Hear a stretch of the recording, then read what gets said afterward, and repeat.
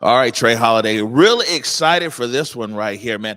These guys are tapping in from the road. They're down there in Greenville, South Carolina. We'll actually be here in Seattle on March 4th at the Paramount Theatre. Seattle, a city that loves these guys.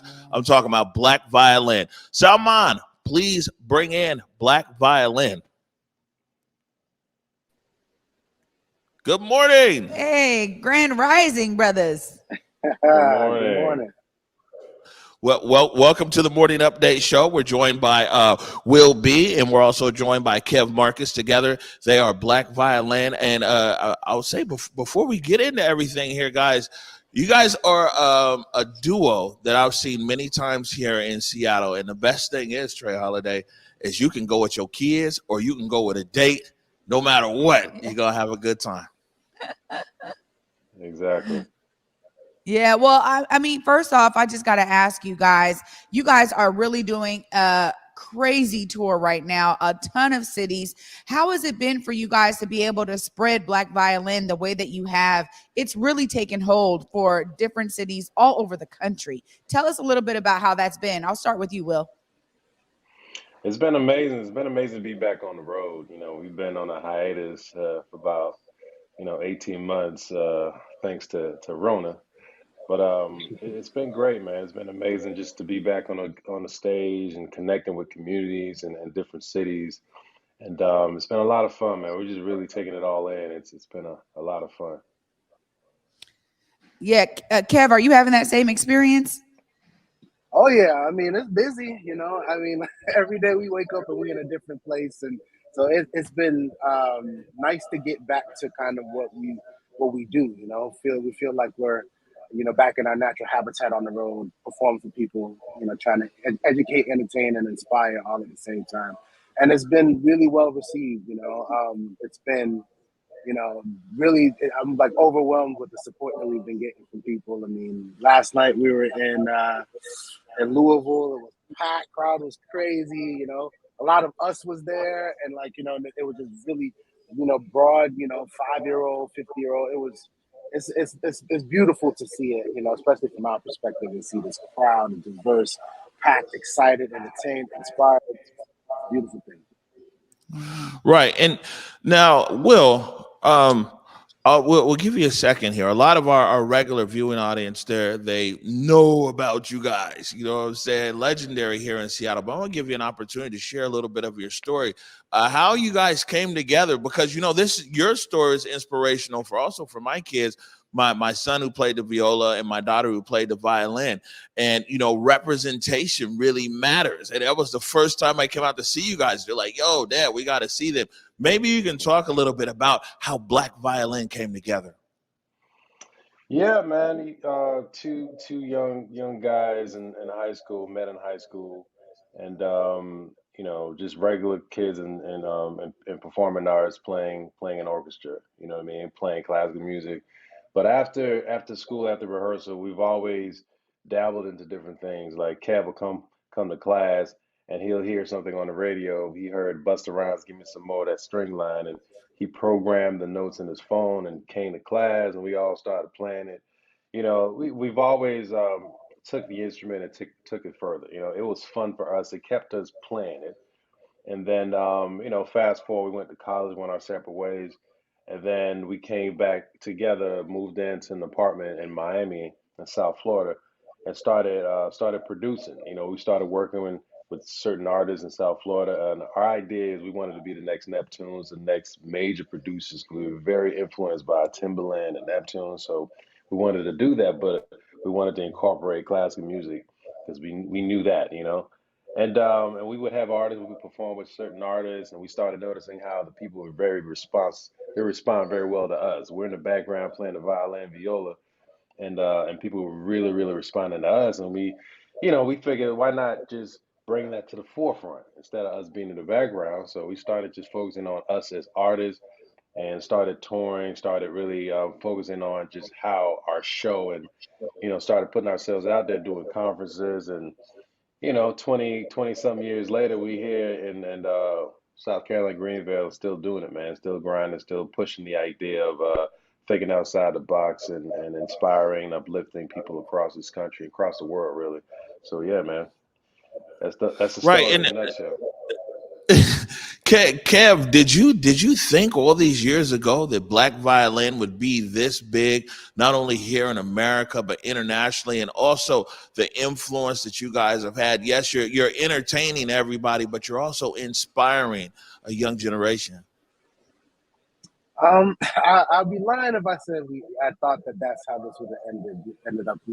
I just turned 40, and I was thinking about 20 years ago if I just looked at where we were and would have kind of foresaw this. Would that have been possible? And no, I don't think it. I think that we knew that we were going to be something special, but the amount of the way that we inspire, especially kids, and sort of the movement outside of the music is the thing that really touches me personally, and that's the thing that's just sort of like, wow. Not only do we just play violin and do what we want, but people are like really like inspired to do great things because of our performance. So it's I don't think I could have ever expected it, honestly. Yeah, well, that's kind of the story, right? When you have so many years doing what you love, it's a beautiful thing, and I think that's really what resonates with people. I'm excited, and I got to tell you guys, Dr. Maxine Mims has been putting on a show here in Seattle called "Let the Strings Speak," and it is literally about showcasing exactly what you guys are doing: black musicians that are in stringed instruments doing their thing and infusing it with it like an Afrocentric style. So I'll be able to bring her to the show when you guys come to Seattle. And I love how you talked about how it reaches between, ages 5 all the way up to 50. She's going to be turning 95 on the 4th of March. So I'm so glad Wow. that I get to bring her there. It's been such an amazing show. But honestly, seeing even that show, I want to talk a little bit about that inspiration piece, because I do think that you guys probably don't even know how many young people you've inspired to do this. What were some of you guys' influences when you guys were saying, we want to keep on doing violin and viola? I'll start with you, Kev. Man, it was Dr. Dre, it was, Snoop Dogg, it was Biggie. Like, that was what we were listening to while we were studying violin. So I think that's kind of how Black Violin happened, is just that we grew up in the golden age of hip hop.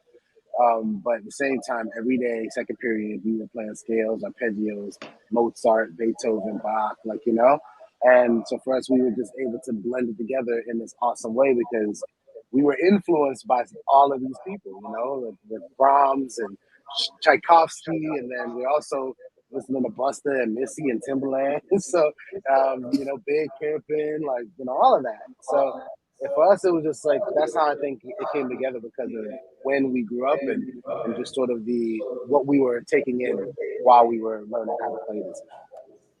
Yeah, and for you, Will, I mean, when you think about all those things that influence you, it actually creates an opportunity for you guys to compose in a different style, in a different way than some of those classical musicians that you guys were having to play during that second period. For you, how have you been able to really enjoy the blossoming of that, bringing in your influences, but also being able to mix it with some of those classical styles?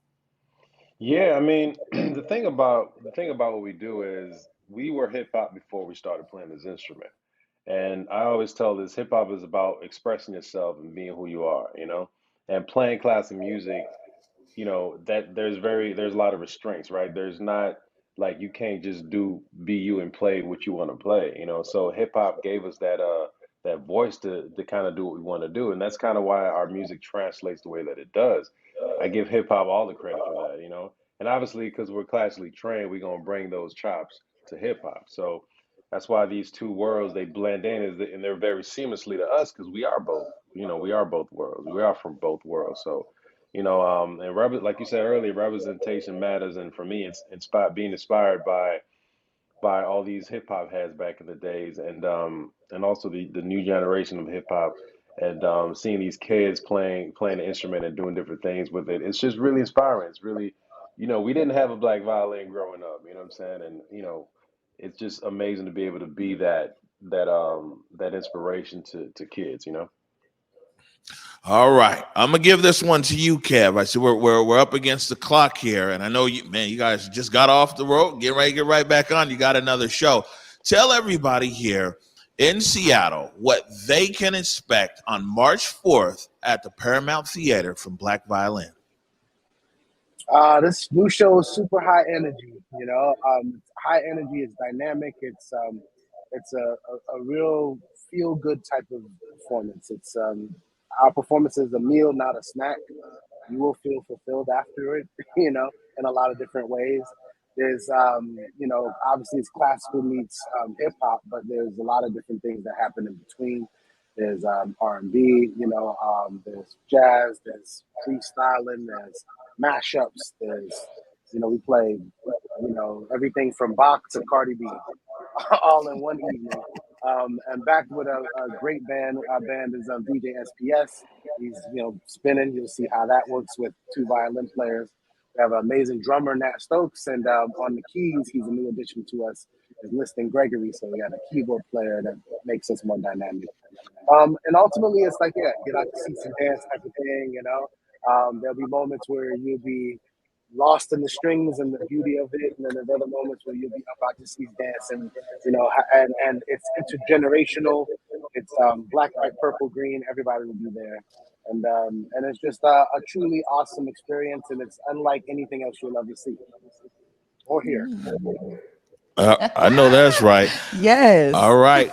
We'll be Kev Marcus together, their Black Violin. We look forward to greeting you properly on March 4th when you're here in Seattle at the Paramount Theatre, man. Thanks for waking up early with us, man. Enjoy the rest of your tour, and we'll see you soon. Thanks, you guys. See you soon. Appreciate you. Thank you.